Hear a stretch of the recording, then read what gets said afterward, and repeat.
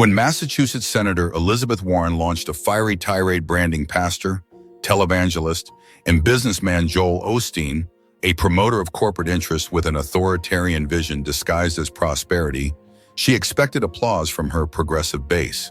But what came next shocked everyone.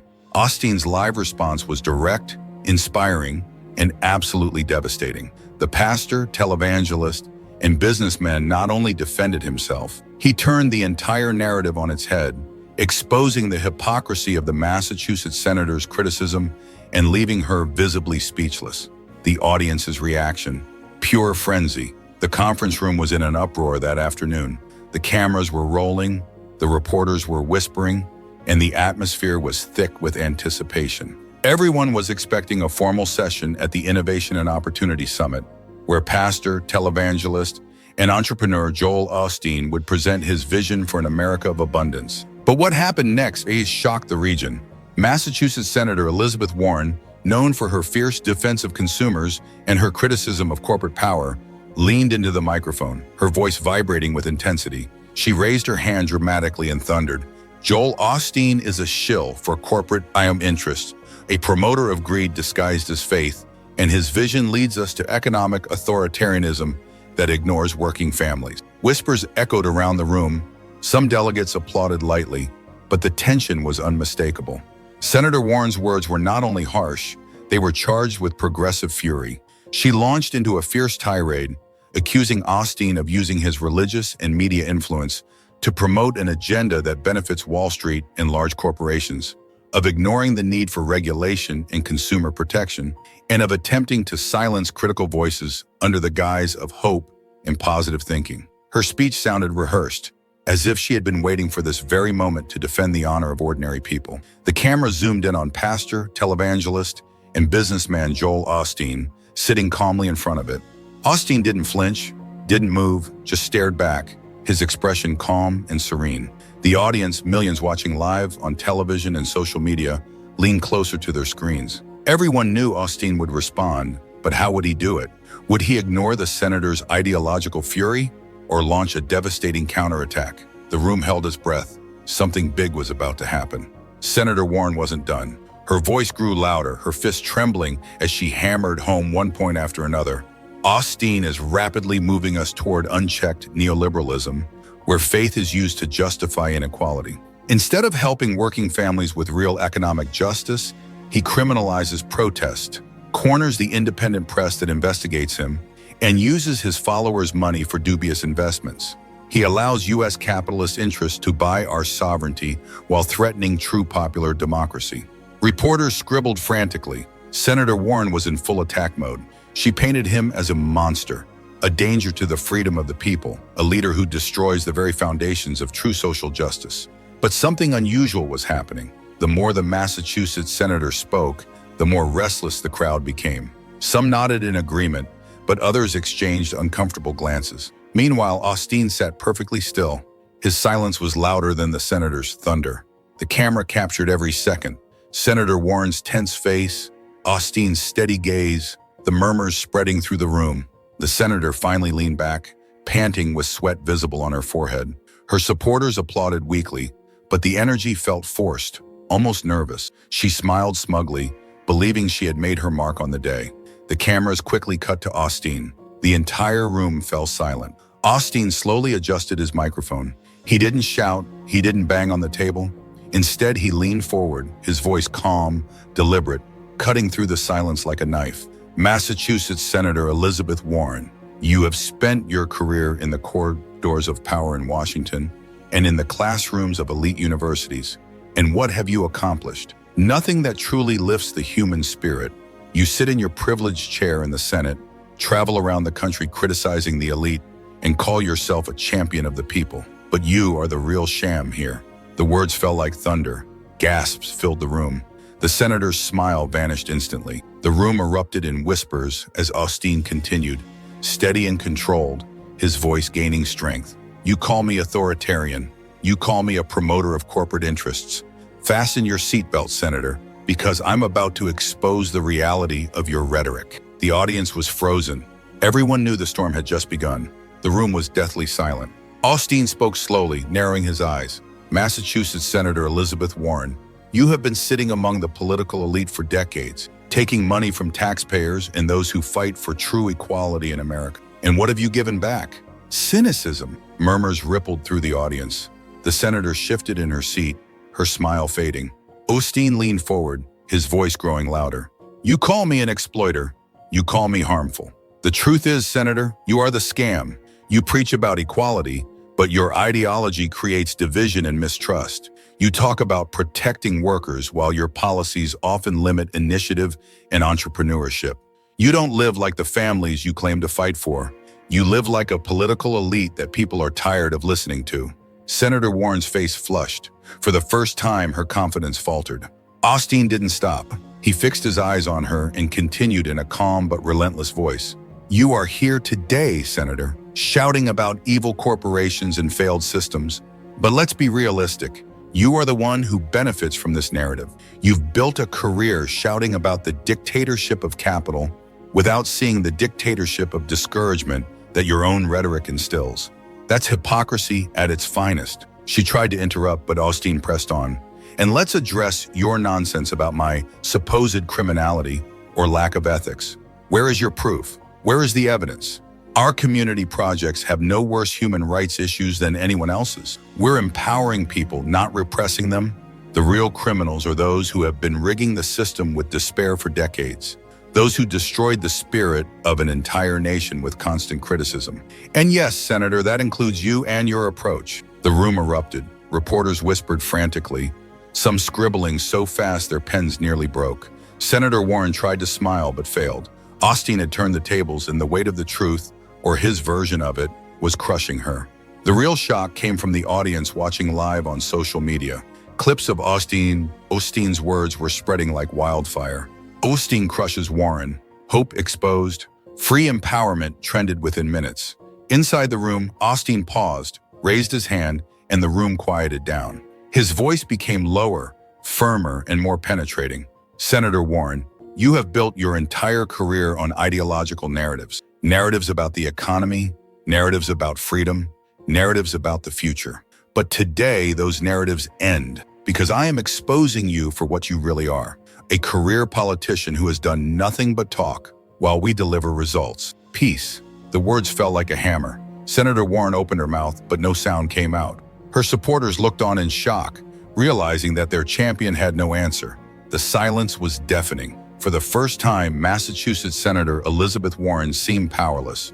Senator Warren sat stiffly, her face reddened, scanning her papers, desperately searching for a retort. But it was too late.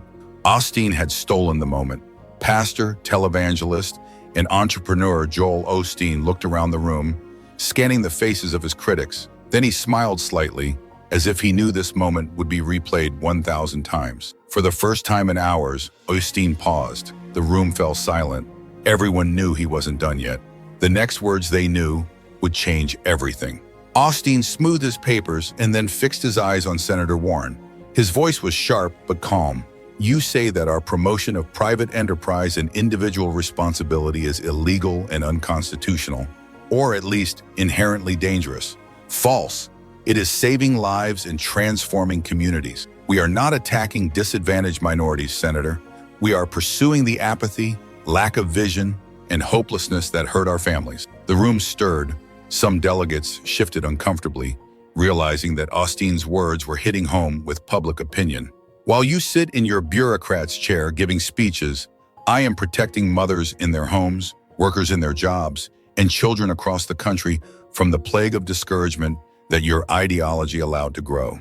Osteen continued, that's not authoritarianism, Senator. That's leadership and hope. The senator's lips tightened. She tried to interject, but the pastor, televangelist, and businessman pressed on. You call me a threat to democracy, but what about the families whose children never found a path forward because of the policies your system refused to stop? What about the workers who lived in terror of losing their dreams? You care more about regulations than the achievements of citizens. That's the truth. Gasps echoed. The crowd knew that Osteen had just turned the senator's attack on authoritarianism into a weapon against her. Osteen leaned closer to the microphone, his voice dropping to a controlled intensity that silenced the room. You say I am leading the community, the country, toward authoritarianism. Really, Senator? Let me explain what true authoritarianism looks like. It is silencing people. It is shutting down free thought. It is making citizens afraid to speak up. That's what your side, the side of constant criticism and mistrust, has done for decades through the suppression of initiative, the censorship of success, and political witch hunts. The audience erupted in murmurs. Even the journalists looked at each other nervously. Osteen slammed his hand on the desk for emphasis. I am not silencing Americans. I am empowering them with peace and potential. Under my leadership and inspiration, taxi drivers, farmers, small business owners finally have a life. That's democracy, not dictatorship. The senator's face was red. His hand trembled as he leafed through his notes, but nothing he had written seemed strong enough to counter Osteen's words. Osteen paused, then delivered a devastating line. You accuse me of being authoritarian, Senator, but in truth, the only people you want to silence are the millions of Americans who are happy to live without the terror of gangs and without your failed socialism. The room erupted in chaos, half cheers, half outrage. The energy was overwhelming. Osteen then addressed the senator's long diatribe about the media and sovereignty. He smiled faintly, almost amused. The senator complains that capitalists own the media. Let me tell you something. The media has always been against me. The regional establishment, Western NGOs, the press that defends negative narratives. And here I am. You attack entrepreneurship and private investment, but that's not control, it's economic freedom. Your fear is that people will finally be able to choose without bowing to the ideological mafia and revolutionary bureaucracy. The cameras cut to the crowd, some nodding, others whispering. You critics have been making excuses for 60 years, and you call them ideologues. I call them failures. Senator Warren clenched her jaw, visibly shaken. Her fiery confidence was evaporating, replaced by a look of silent panic. Osteen wasn't just defending himself, he was rewriting the entire regional narrative. Osteen crossed his arms, looking directly at Senator Warren. His tone was colder now, cutting through the noise. You preach about a free press, Senator, but let's be honest, you don't care about freedom of the press. You only care when the press protects your narrative. But when the press holds you accountable for your failures, for the corruption of your ideological regime, you call it imperialist propaganda. The crowd stirred. Osteen's voice grew louder. I am not afraid of the press. They have attacked me since the day I took on this vision, but here I am, stronger than ever. That's not authoritarianism, Senator. That's survival. And it proves that the people see through your lies. The room was in chaos. Osteen didn't stop. You call yourself a defender of democracy, Senator, but you don't want the truth. You want a monopoly on lies. And the people of Latin America are fed up with that. The senator's face tensed. She searched for her notes, but froze. Her talking points no longer felt secure. Pain creased her forehead. Her hands trembled slightly as she tried to compose herself.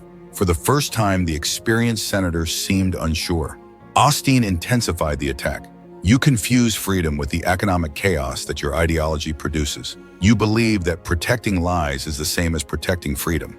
But Americans know the difference. They want peace and they want prosperity. And they know that I am fighting for that while you are fighting for your party's power and your career. The senator's furious gaze faded into something more fragile. It was clear. Osteen had cornered her. Osteen leaned back slightly, his voice calm but heavy. You have spent your entire career calling yourself a revolutionary, but true revolutionaries fight for the people, not for power. You have fought for your political elite. You have turned politics into a business while selling socialism to the poor. That is not rebellion, it is treason. The words fell like thunder. The senator looked down, her eyes moving over her notes, but nothing she had prepared seemed usable. Her silence was louder than her speeches. The pastor, televangelist, and businessman continued, each word piercing the senator's image like glass. Senator Warren, you have made a career out of attacking the rich. Yet look at your own life. You live among the elite of a country of abundance that you so often criticize. You fly in private jets while preaching about equality. You are not a woman of the people. You are a woman of privilege, pretending to be poor. You accuse me of hypocrisy, Senator, but the truth is that you have been living an ideological lie. Osteen leaned forward again, lowering his voice so that each word fell heavily. Let's talk about your track record, Senator. Decades of political control, decades of speeches, promises, and slogans. What have you accomplished? Nothing. Nothing. You preached anti-capitalism, but your people lack spirit and opportunity. You've never built a single thing for the people, only excuses. Meanwhile, in just a few years of our vision, we've restored peace to communities, reduced barriers to success, and given hope to families. That's called results, Senator. That's called working, and that's what you've never delivered. Osteen raised his finger and pointed at the senator. You don't fight for working families. You exploit them with promises you never keep. You're not their champion. You're their disappointment. Osteen delivered the final blow to the senator's credibility. And let's not forget corruption. You talk about fighting corruption, but your political side has been swimming in it all your life, diverting state resources with inefficient bureaucracy. You have turned politics into a business for your elite while pretending to be a crusade for the poor. You accuse me of being a criminal. The truth is, Senator, you and your approach have lived off exploiting the despair of an entire people for decades, without giving anything in return. And the people are waking up. They see your act for what it is, an ideological sham. The room erupted, some cheering, others shouting in anger. Reporters rushed forward. Senator Warren sank slightly into her seat, silent. The pastor, televangelist, and businessman had struck a deep blow, and everyone knew the senator had no way out. On social media, clips of Osteen's words shot to the top of the trending lists. Millions of people relived the exchange in disbelief. Massachusetts Senator Elizabeth Warren slumped slightly in her seat, silent. The once fiery figure was visibly shaken. Osteen leaned back, letting the silence speak louder than any words. The pastor, televangelist, and businessman had struck a deep blow, and everyone knew the senator had no way out. Osteen straightened his tie, then leaned closer to the microphone. His voice was calm, but it carried an authority that filled the room. You have been in the elite for decades, Senator, and in all that time you have mastered only one thing: complaint and empty promises. But leadership isn't about lamenting, it's about doing. He raised his hand slightly, his voice rising with each point. In just a few years of our vision, we have brought peace to communities. We have allowed families to go out without fear. We have ensured prosperity to protect Americans. We have restored respect for the individual on the world stage. That's what you call results. The room erupted in shouts, half cheers, half boos. The clash of noise only amplified Osteen's words. He pointed directly at the senator. You don't know what results look like, Senator, because you've never delivered a single one. The people don't need sermons, they need solutions, and that's what we've given them. The senator's lips trembled as she tried to respond, but the words wouldn't form. The pastor, televangelist, and businessman had seized the moral high ground. Osteen's tone changed again, softer now, almost fatherly. His words carried a strange weight that silenced even his critics. Senator, your speeches are filled with anger. Anger against prosperity, anger against success, anger against the free choice of the people. You paint a picture of despair as if this country were broken beyond repair. He paused, scanning the audience. But America is not broken, Osteen declared. America is strong. America has hope. America is rising again, and I fight every day to keep it that way. You sell despair, Senator. I bring hope. That is the difference. That is why the people trust me, and that is why they are losing faith in your ideology. The senator stood frozen, staring at her papers, but no longer reading them. Her fire was dying, and the cameras captured every second as Osteen's words thundered through the room. The nation outside erupted. In living rooms, families leaned in, whispering, Osteen just tore her apart. On social media, hashtags shot up at lightning speed. Warren Mutta and ASAP. Osteen exposes the fraud. Had no ideology. Inside the hall, Osteen leaned back, letting the cheers and boos crash around him. The nation knew this wasn't just a debate, it was a turning point. Osteen leaned forward again, his eyes fixed on the senator like a hunter who has cornered his prey. You talk about capitalists laughing, Senator, Osteen said in a tone as sharp as glass. But let's tell the people the truth. You have been profiting from the very system you criticize, but with a false ideological label. Elite privileges in a nation you criticize. You don't live like the worker, you exploit him with your rhetoric. Gasps swept through the room. Osteen's voice hardened. You pretend to be with the people, but you've built your entire brand on division, pointing fingers at those who succeed, promising things you'll never deliver. That's not leadership, Senator. That's fraud. And tonight, the people are finally seeing it. The senator tried to shake his head, but the cameras captured his silence more than his denial. Her lips tightened, her fire reduced to smoke. Osteen delivered one last line for the night's episode. America doesn't need sermons, Senator. It needs strength, honesty, and action. And I'm here to deliver all three. The room erupted with applause. The senator stared silently at her desk as the world replayed the moment over and over again. Osteen's voice softened, but the weight behind it grew heavier. Senator, you've been in power for decades, and what do you have to show for it? She paused, letting the silence crush the air. No historic achievements, no real solutions, just speeches, bitter, angry speeches. The audience shifted uncomfortably. Cameras zoomed in on the senator's hands, trembling as she clutched her papers. You rail against capitalism while living like an elite. You promise prosperity for all, but your regime of ideas couldn't even guarantee entrepreneurship. The truth is simple, Senator. You've never solved anything. You've talked while the rest of us have worked. Gasping and murmurs filled the room. Osteen leaned forward again, each word cutting. The people are tired of your act. They want results, and they're getting them from me, not you. The senator's eyes darted away, avoiding the cameras. His silence spoke louder than any rebuttal. The stillness that followed was unbearable. Even the most socialist-leaning delegates in the room, usually quick to cheer, remained motionless. Osteen pressed his advantage. You called me a criminal. You called me authoritarian. But where is your evidence, Senator? There have been endless attacks against me. Every agency, every ideological trick, and they found nothing. Do you know why? He raised his finger, stabbing the air. Because I'm clean. Because I'm fighting for the hope and potential of America. And you're fighting to protect your seat, your elite privileges, and your bank account. The room exploded. Osteen's supporters erupted in applause while the senator's allies looked devastated, their heads bowed. On television, the anchors searched desperately for words. One commentator whispered, "We've never seen Senator Warren like this before. She's speechless for the first time in years." The senator's fiery eyes dimmed, her lips parted, but no words came out. She reached for her glass of water, but her hand was shaking.